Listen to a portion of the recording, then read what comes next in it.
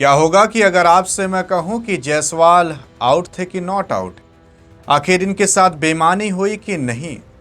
क्योंकि हाल फिलहाल आपके जायसवाल 175 रन पर खेल रहे थे। ये अपना पर्सनल बेस्ट भी बना सकते थे, क्योंकि इनका खुद का बेस्ट अभी बहुत ज़्यादा नहीं बल्कि 200 प्लस था। और अगर ये 200 प्लस वापस से मारकर 250 रन मार देते तो ऐसा करने वाले ये खुद में एक पर्सनल बेस्ट खिलाड़ी बन जाते। लेकिन जब ये रन आउट हुए तो लोगों ने कहा कि ये गलत रन आउट दिया गया। हाँ, लेकिन साफ दिख रहा था कि ये आउट है, लेकिन उसमें भी गलत रन आउट कैसे था, ये इसके बारे में चर्चा करते हैं। अगर आप देखने की कोशिश करोगे तो आपके जायसवाल शुरुआत से लेकर अंत तक खेलते हैं, 258 बॉल खेलते हैं, 258 बॉल्स, 175 रन मारते हैं 22 चौकों के साथ, 67 का इनका स्ट्राइक रेट रहता है। अगर आप देखने की कोशिश करोगे तो जायसवाल तो शुरुआत में उतरते हैं, उन्हीं के साथ साथ के राहुल उतरते हैं, वो 38 रन मारते हैं, साई सुदर्शन उतरते हैं, वो 87 रन मारते हैं, और शुभमन गिल आते हैं, वो भी 129 रन मारते हैं।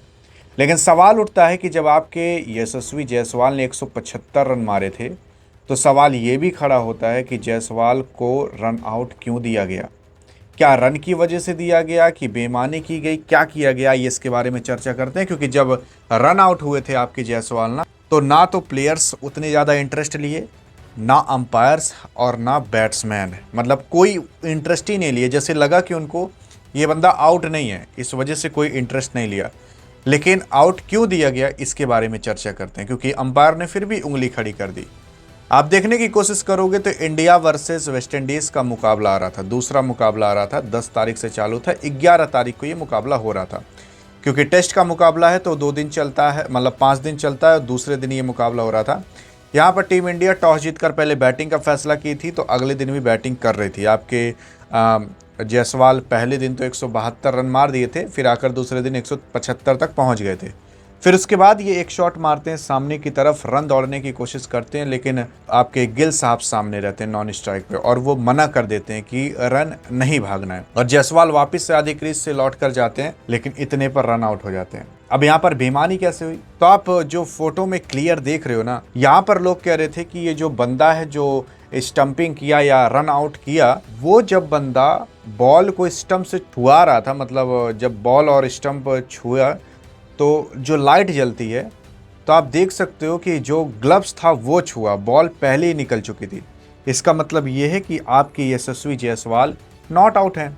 लेकिन जब अलग अलग कैमरे के एंगल से चेक किया गया तब कुछ और ही कहानी निकली। लेकिन जब सामने वाले एंगल से देखा गया तो लोग ये कह रहे थे कि भाई साहब यहाँ पर बेईमानी की गई है, जायसवाल आउट नहीं है, बॉल हाथ से निकल चुकी और जो दस्ताना है वो स्टंप से छुआ है, तो कैसे आउट मान ले।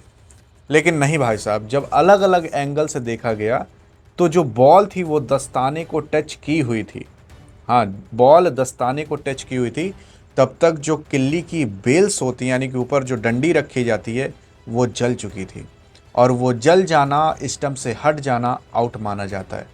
क्योंकि यार उस स्टंप में काफ़ी सारे सेंसर्स लगे होते हैं, वो अगर मक्खी भी एक टच कर रही है तो ना वो जल जाएगी।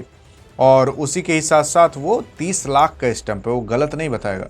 तो वहाँ पर जैसे दस्ताना छुआ तैसी किल्ली की जो बेल थी वो जल गई और वो स्टंप से हटना चालू कर दी। लेकिन तब तक जो गेंद थी, जब दूसरे एंगल से देखा गया तब पता चला तब तक गेंद इसके दस्ताने से सटी थी, क्योंकि कीपर नहीं रन आउट किया था।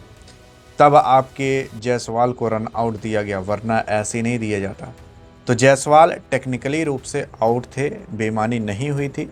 हाँ, वो बात अलग है कि 200 नहीं बना पाए, 200 बनाए होते तो काफ़ी अच्छी खुशी होती, जायसवाल को भी खुशी होती। कुछ लोग यहाँ पर गिल को दोष दे रहे हैं कि यार गिल आउट हो जाते तो ज़्यादा ठीक रहता, जायसवाल कम से कम 200 बन जाता। भाई साहब, गिल ने भी उसके बाद शतक मारा, तो ऐसा नहीं है कि गिल आपके जायसवाल से कमज़ोर प्लेयर हैं, उनसे भी ठीक ठाक प्लेयर हैं आपके गिल साहब। तो अब ये रन आउट होना और कोऑर्डिनेशन ना बनना, ये जान जो प्लेयर की लापरवाही होती है। हाँ चलो, अब पिछले दिन आप पूरा संभल कर खेल रहे थे, इस दिन आपको थोड़ा संभल कर और खेलना था। 20-25 रन थे, अगर थोड़ा दूर भी गेंद जाती तब भी अगर आप ना भागते ना तब भी कोई दिक्कत नहीं होती। पास में ही गेंद है, वो भी टेस्ट में आप दौड़ लेना तो क्या मायने रखता है। T20 आप ODI तो खेल नहीं रहे हो। चलिए ठीक है, एक गलती हो जाती है, लेकिन उस एक गलती की वजह से आपका रिकॉर्ड भी तो चूक गया। तो ये छोटी छोटी गलतियाँ होती हैं जो क्रिकेट में बहुत बड़ा इम्पैक्ट डालती हैं। सोचिए ना, आज क्या पता आपके जायसवाल 250 मार सकते थे, 300 मार सकते थे, लेकिन ऐसा नहीं हो पाया। बाकी जो है ठीक है।